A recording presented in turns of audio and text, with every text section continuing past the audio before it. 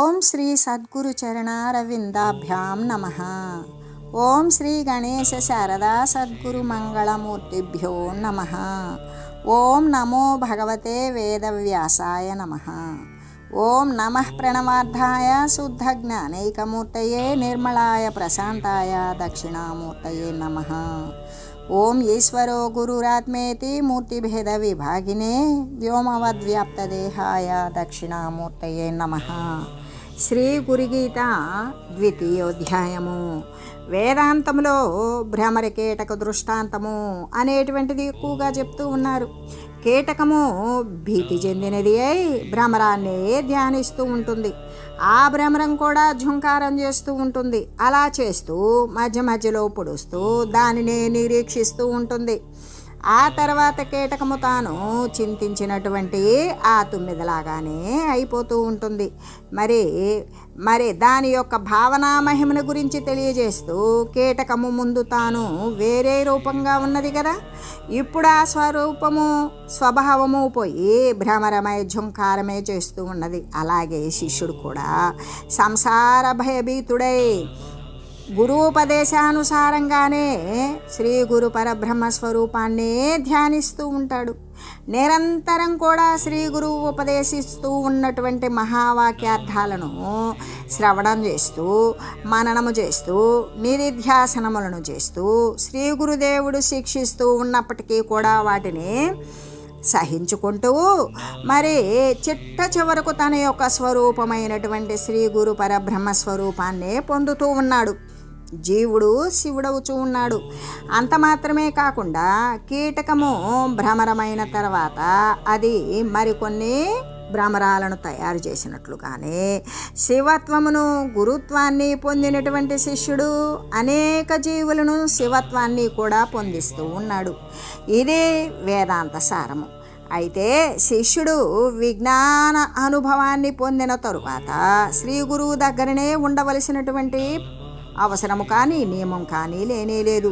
తన కర్తవ్యం ఏంటి పూర్తి అయిపోయింది. పొందవలసినటువంటి దానిని పొందివాడయ్యాడు. అంటే వాడు ధన్యుడే అయ్యాడు. ఇది ధన్యులు అయినటువంటి వారి యొక్క విషయాన్ని గురించే తెలియజేస్తూ, అంతేకాదు ధన్యులము కాకనే అయ్యాము అనేటువంటి భ్రమకలోనైనటువంటి వాడు ధన్యుడు కాదు, భ్రష్టుడే అవుతాడు. అలాగే శ్రీ గురు శిష్యులు ఎక్కడ ఉన్నప్పటికీ కూడా వాళ్ళు ఇద్దరూ కూడా ఏకరూపులే అయి ఉంటారు. అంటే శ్రీ గురుదేవుని యొక్క అపారమైనటువంటి కరుణను శిష్యుడు సంపాదించిన వాడే అవడం చేత ఎక్కడ ఉన్నప్పటికీ కూడా వాడు ఈ యొక్క సంసార భీతి ఎవరికైతే ఉన్నటువంటి దీనజనుడు ఉన్నారో వారిని తరింపజేస్తూ ఉంటాడు అని చెబుతూ, అంతేకాదు గురుధ్యానం తథా కృత్వా స్వయం బ్రహ్మమయో భవేత్ పిండే పదే తథా రూపే ముక్తాస్తే నాత్ర సంశయః.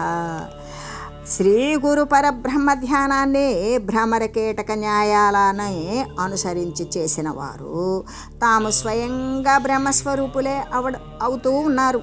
ఏ విధంగా అంటే శ్రీ గురు పరబ్రహ్మ ధ్యానాన్ని ఎప్పుడైతే పరబ్రహ్మ స్వరూపుడైనటువంటి శ్రీ సద్గురుమూర్తిని ఆశ్రయించి భవబంధాలకి సహితమైనటువంటి ఈ యొక్క సంసార విషయానికి ఎవరైతే భయపడుతూ ఎల్లవేళలా జ్ఞానాన్ని మాత్రమే అనుష్ఠిస్తూ దానిని మాత్రమే ఆశ్రయిస్తూ ఆ మార్గమునందే శ్రీ గురుదేవుని యొక్క పాదపద్మాలను సేవిస్తూ గురూపదిష్ట మార్గాన్నే అనుసరిస్తూ ఎవడైతే ఉన్నాడో వాడు స్వయంగా బ్రహ్మస్వరూపుడే అవుతూ ఉన్నాడు. ఎలాగా అంటే భ్రమర కీటక న్యాయం రీతిగానే భ్రమరం గనక స్మరించి ఇది భ్రమరాన్ని స్మరించినటువంటి కీటకం భ్రమరంలాగానే తయారైనట్లుగానే శ్రీ సద్గురుమూర్తి యొక్క మార్గోపదేశాన్ని అనుసరించి శ్రీ సద్గురు రూపుని స్మరించి చివరకు సద్గురుమూర్తిగా తయారయ్యి పరబ్రహ్మ స్వరూపుడే అవుతున్నాడు. ఎందుకు? ఆ సద్గురుమూర్తి ఆ పరబ్రహ్మ తత్వమే కాబట్టి ఆ పరబ్రహ్మ స్వరూపుడైనటువంటి గురుమూర్తిని ధ్యానించినటువంటి వాడు సంసారాన్ని ఆవలికి నెట్టివేసి శాశ్వతంగా పరిష్కరించుకొని జ్ఞానేక రూపమైనటువంటి జ్ఞానస్వరూపమైన శ్రీ సద్గురు స్వరూపము తానే అయి ఉంటున్నాడు. అంతేకాదు ఆ జ్ఞానులు పిండమందు పదమందు రూపమందు, మరి మూడింటి యందు కూడా ముక్తులవుతూ ఉన్నారు. ఇంతకీ పిండం అంటే ఏంటి, పదం అంటే ఏంటి, రూపం అంటే ఏంటి, రూపాతీతం అంటే ఏమిటి అంటే, అయితే పిండమునందు వారు ముక్తులే అయ్యారు, పరమునందు ముక్తులే అయి ఉన్నారు, రూపమునందు ముక్తులే, ఈ మూడింటి యందు కూడా ముక్తులే అయి ఉంటున్నారు. ఈ ముక్తులయ్యారు అనేటువంటి విషయంలో ఏమాత్రము సందేహం లేదు అని శ్రీ పరమశివుడు పలుకగా, అప్పుడు పార్వతీదేవి ఇలా అంటోంది: పిండం కింతు మహాదేవ పదం కిం సముదాహృతం రూపాతీతంచ రూపం కిం ఏతదాఖ్యాహి శంకర. ఇప్పుడు మీరు ఏమని చెప్పారు? జ్ఞానులైనటువంటి వారు అటువంటి భవదీయులైనటువంటి ఏ సద్గురు స్వరూపాన్ని ధ్యానించారో, పరబ్రహ్మ స్వరూపమైన శ్రీ సద్గురు స్వరూపాన్ని ధ్యానించినటువంటి ముక్తులు పిండమునందు, పదమునందు, రూపమునందు కూడా మూడింటి యందు ముక్తులయ్యని చెప్పారు కదా. అయితే ఓ మహాదేవ, ఇక్కడ పిండాదులను అంటే పిండము మొదలైనటువంటి విషయాలను గురించి మహేశ్వరుడు చెప్పి ఉన్నాడు. చెప్పిన తర్వాత పార్వతీదేవి ఆ స్వామివారికి, పరమేశ్వరునికి 4 ప్రశ్నలు సంధించింది. ఏంటది? ఓ పరమేశ, పిండమన్నారు కదా, పిండమంటే ఏమిటి? పదమునందు ముక్తుడయ్యాడు అని చెప్పారు, పదమంటే ఏమిటి? రూపమునందు కూడా ముక్తి చెందారు అని చెప్పారు కదా, రూపమంటే ఏమిటి? ఇంతకీ రూపాతీతము అనేది ఏమైనా ఉన్నదా అంటే, అరూపాతీతము అనేది ఏమిటి? ఓ ఈశాన, ఓ శంకర, ఈ విషయాలు అన్నింటినీ కూడా నాకు వివరంగా తెలియజేయండి అని చెప్పగా, అప్పుడు ఈశ్వరుడు ఈ విధంగా తెలియజేస్తూ ఉన్నాడు: పిండం కుండలిని శక్తి పదం హంసం ఉదాహృతం రూపం బిందురితి జ్ఞేయం రూపాతీతం నిరంజనం. ఏ విధంగా మహాదేవుడు క్రమంగా పార్వతీదేవి ప్రశ్నలకు సమాధానాన్ని తెలియజేస్తూ ఉన్నాడు. పిండము అనేటువంటిది కుండలిని శక్తియే అవుతుంది. అయితే పదము అనేటువంటిది హంస అవుతుంది, రూపము అంటే బిందు అవుతుంది, రూపాతీతము అనేటువంటిది మాయారహితమైనటువంటి ఏ పరబ్రహ్మస్వరూపం అయితే ఉన్నదో అదే రూపాతీతము. అంటే ఇక్కడ కుండలిని శక్తిని గురించి అనేకులు అనేక విధాలుగా చెబుతూ ఉంటారు. కుండలిని అంటే ఆడపాము, అంటే కుండలిని అన్నప్పుడు అది స్త్రీ సర్పం. ఆ ఆడపాము అని అర్థం వచ్చినప్పుడు పాముకి ఏ లక్షణం ఉంటుంది? అది ఎల్లప్పుడూ కూడా చుట్టుకొనే ఉంటుంది, ఒక నడిచేటప్పుడు తప్ప మిగతా అప్పుడు అది చుట్టుకొనే ఉండేటువంటిది దాని స్వాభావికం. అందుచేత దానికి ఇలా చుట్టుకొని ఉండడం వల్ల దానికి కుండలి అని అంటారు. అయితే ఆడది కాబట్టి ఆ పాము కుండలిని అంటూ చుట్టుకొని ఉన్నటువంటి ఆడపాము అని చెప్తూ ఉన్నారు. ఇక్కడ సర్పాకారేణ త్రివేష్టనయుతాశక్తి కుండలిని.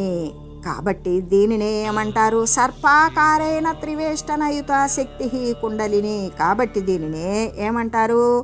పరాశక్తి అని కూడా చెప్తారు. అంటే మన శరీరాలకు వెనుక ప్రక్కన, వెనుక వైపు, వీపు భాగంలో, అంటే మూలాధారం నుండి కూడా సహస్రారం వరకు ఇక్కడ మనకి ఏమని చెప్తూ ఉన్నారు అంటే, ఇవన్నీ కూడా చక్రాలు. ఈ సహస్రార చక్రాలు ఆధారం మొదలుకొని సహస్రారం వరకు, ఆధారము, స్వాధిష్టానము, మణిపూరకము, మరి అనాహతము, విశుద్ధము, ఆగ్నేయము, చిట్ట చివరిది సహస్రారము అనేటువంటి మనకు 7 చక్రాలు ఉన్నాయి. ఈ యొక్క 7 స్థానాల యందు కూడా, అంటే ఈ సహస్రారం వరకు కూడా ఒక ఈ వెన్నెముక అనేటువంటిది వ్యాపించి ఉంటుంది. ఎక్కడి నుండి? ఆధారం మొదలుకొని. ఆధారము అన్నప్పుడు మనం మూలంగా ముఖ్యంగా చెప్పుకోవాలి అంటే గుదస్థానము నుండి, అంటే ఆ ఆధార స్థానం మూల నుండి కూడా వెన్నెముక అనేటువంటిది సహస్రారం వరకు కూడా వ్యాపించి ఉంటుంది. దీనినే ఇంకొక పేరుతో కూడా పిలుస్తారు. దానినే వీణాదండి. వీణాదండిలా ఉంటుంది కాబట్టి అది వీణాదండి అని, బ్రహ్మదండి అని కూడా అంటారు. అయితే దీని యందు అనేక రకాలైనటువంటి నాడులు ఉన్నాయి. ఇటే వెన్నుముక యొక్క మొదట నుండి కూడా మధ్య భాగం గుండా ఒక సన్నని బెలం భ్రూమధ్యం వరకు కూడా ఉన్నది. ఏ విధంగా ఆ వెన్నుముక మధ్య భాగంలో సన్నటి రంధ్రము, వెంట్రుక వాసిలాగా ఉండేటువంటి రంధ్రము, ఆధారం మొదలుకొని వెన్నుముక అంటే భ్రూమధ్య స్థానం వరకు కూడా అటువంటి రంధ్రము అనేటువంటిది బిలము అనేటువంటిది ఉన్నది. అంటే లోపల ఒక లూటీలాగా ఉన్నది. దీనినే ఏమంటారు అంటే సుషుమ్న నాడి అంటారు. అంటే ఎడం వైపున ఉండేటువంటిది ఎడనాడి, కుడివైపున ఉండేటువంటిది పింగళ నాడి, మధ్యలో ఉండేటువంటిది సుషుమ్న నాడి. అయితే వెన్నుముక చివరి నుండి ఈ చివరి వరకు ఆధారం మొదలుకొని సుషుమ్న నాడి వరకు కూడా, అంటే ఆధారం మొదలుకొని భ్రూమధ్య స్థానం వరకు కూడా ఉండేటువంటి బిలంలో ఉండేటువంటి గాలిని సుషుమ్న నాడి అంటారు. దానినే ఇంకొక పేరుతో కూడా పిలుస్తారు. దానినే సంచార బిలము. అంటే అక్కడే సంచారం అనేటువంటిది జరగడానికి అనుకూలమైనటువంటి ప్రదేశం. దీనిలో ఆ సుషుమ్నలో హంసను నడిపించాలి. ఆ హంసను నడిపించడమే కుండలిని అని చెప్తారు. మరి మనం నడిపించేదేంటి? అది నడుస్తుంది కదా అంటే అది నడుస్తుంది, సుషుమ్న యందు కాదు. ఏ విధంగా ఎడమ వైపున ఉన్నటువంటి చంద్రనాడి లేకపోతే ఎడనాడి ఎడమ వైపు నుండి ఎడమ వైపుకు రావడము, ఎడమ వైపు నుండి కుడివైపుకు రావడము, కుడివైపే నడవడము, కుడివైపు నుండి కుడివైపే నడవడము, కుడివైపు నుండి ఎడమ వైపుకే రావడము. ఈ విధంగా ఎడమ కుడి అంటే ఎడనాడి పింగళ నాడి అని, చంద్రనాడి సూర్యనాడి అని చెబుతూ ఈ ఎడమ కుడివైపులకు ఉండేటువంటిది కాకుండా మధ్యలో ఉన్నటువంటి సుషుమ్న నాడినే ఏమంటారు? బ్రహ్మనాడి లేదా అగ్నినాడి అని కూడా అంటారు. అటువంటి సంచార బిలమనందు దీనిలో హంసను అంటే దీనిని ప్రాణాయామం చేసేటువంటి వారికి బాగా అవగతమవుతుంది. వారు ఎటువంటి ఆధార స్థానంలో ఎటువంటి అంటే సుషుమ్న నాడి యందు ప్రవేశించిందా, లేదా ఎడమ ప్రక్కన ఉన్నటువంటి దానిని ఎడమ ప్రక్కనే అంటే ఎడమ వైపు ఉన్నటువంటి నాసికారంధ్రాన్ని మూసివేసి కుడివైపు నడిపించడం కానీ, కుడివైపు అంటే పింగళ వైపు ఉన్నటువంటి నాసికారంధ్రాన్ని మూసివేసి ఎడానాడి వైపు అంటే చంద్రనాడి ఉన్న వైపు మరి నడిపించడం కానీ, ఈ రెండుని కూడా ఒకంత సమయం మూసివేసి మరి సుషుమ్న యందు నడిపించడం కానీ, ఇటువంటి ప్రాణాయామం చేయగలిగినటువంటి వారికి మాత్రమే దీనిని అంతర్గతంగా అవలోకిస్తారు, దానిని అనుగమించేటువంటి ప్రయత్నం చేస్తారు, వారికి మాత్రమే అవగతమవుతుంది అని చెబుతూ దీనిలోనే హంసను నడిపిస్తారు. దేనిలో? సుషుమ్న నాడి యందు మాత్రమే హంసను నడిపించేటువంటి స్థితి ఏదైతే ఉండదో దానినే కుండలిని అనేటువంటి దాని అని చెప్తారు. ఈ కుండలిని అన్నప్పుడు ఏ విధంగా అంటే ఇక్కడ అంతేకాకుండా మూలాధారము అంటే 3 కోణాలు కలిగి ఉంటుంది. అంటే ఒక ట్రయాంగిల్ షేపులో ఒక త్రిభుజం లాగా ఉంటుంది, 3 కోణాలు కలిగి. దానిలోనే కుండలిని అనేది ఎలా ఉంటుంది? కుండలి అంటేనే చుట్టుకొని ఉండడం అని ముందుగానే మనం తెలియజేసుకున్నాం. అటువంటి చుట్టుకొని ఉండడం వల్ల ఆ కుండలి అనేటువంటిది అక్కడ ఆ యొక్క త్రికోణంలో త్రిభుజంలాగా ఉండేటువంటి దానిలో చుట్టుకొని ఉంటుంది. ఏంటది? ఒక సర్పం. అది ఏ సర్పం? ఆడ సర్పం. అంటే మూలాధారమందు దాని యొక్క పడగను ఉంచుకుంటుంది. దాని యొక్క తల ఎక్కడ ఉంటుంది అంటే ఆధార స్థానంలో తల క్రిందులుగా ఉంటుంది. అది అంటే దాని యొక్క మరి తోక ఎక్కడుంటుంది? శిరస్సునందు ఉంటుంది.